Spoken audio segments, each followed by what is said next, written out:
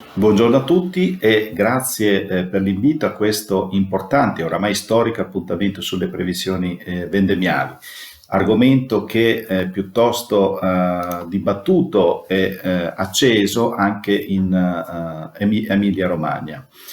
Ma andiamo per ordine. In Emilia-Romagna, dal punto di vista climatico, l'annata in corso ha visto un autunno 2019 e un inverno 2020 complessivamente piuttosto caldi e siccitosi, con temperature medie superiori di almeno 2 gradi rispetto alla media degli ultimi 15 anni. In particolare i mesi di gennaio e febbraio sono risultati i mesi più caldi e aridi in assoluto.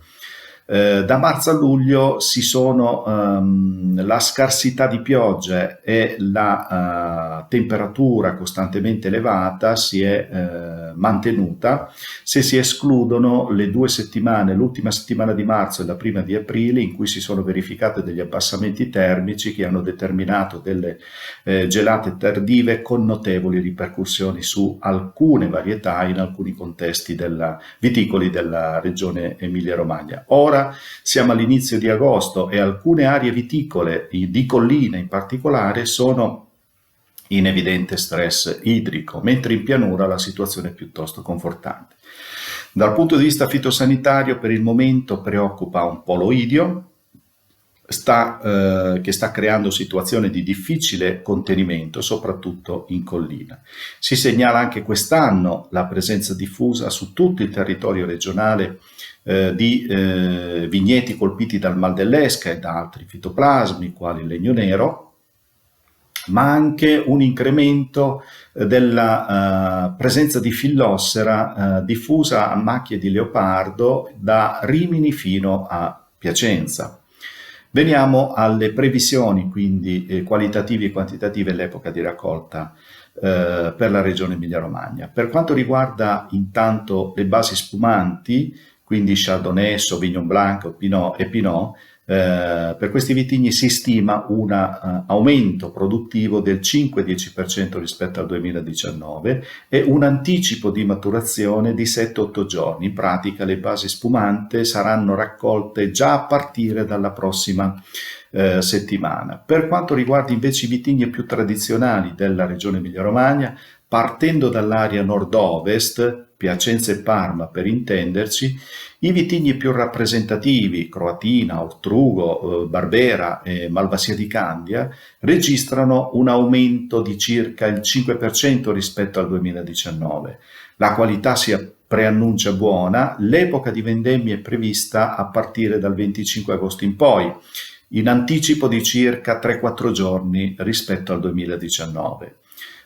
Scendendo lungo la via Emilia, da Reggio Emilia a Bologna, arriviamo nel territorio dei Lambruschi, in particolare Salamino, Grasparossa, Sorbara in primis, vitigni che insieme a Lancelotto e Pignoletto costituiscono la base ampelografica del territorio emiliano.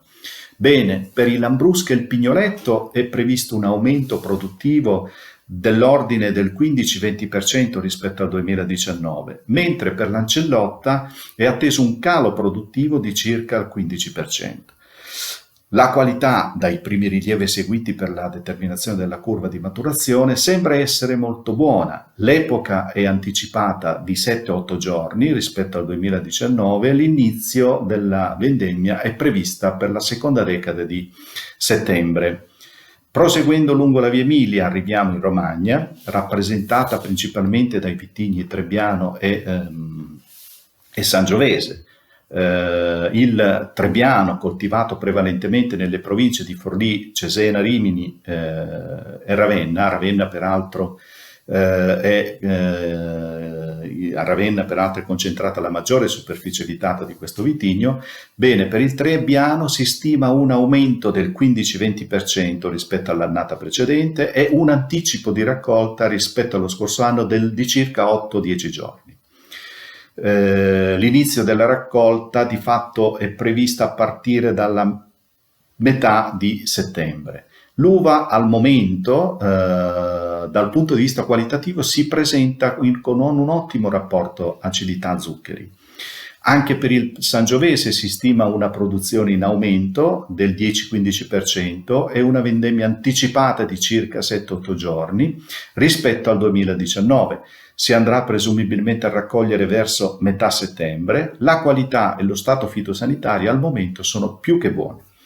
Un accenno alla viticoltura biologica, solo per evidenziare il costante incremento della superficie investita a viticoltura biologica e l'ottima performance agronomica ed enologica delle produzioni, che ha raggiunto standard qualitativi e produttivi di un certo rilievo. In conclusione, vendemmia 2020 in anticipo di circa 7-8 giorni, aumento produttivo 10-15% e qualità delle uva al momento più che ottima. Un saluto a tutti e un buon proseguimento dei lavori.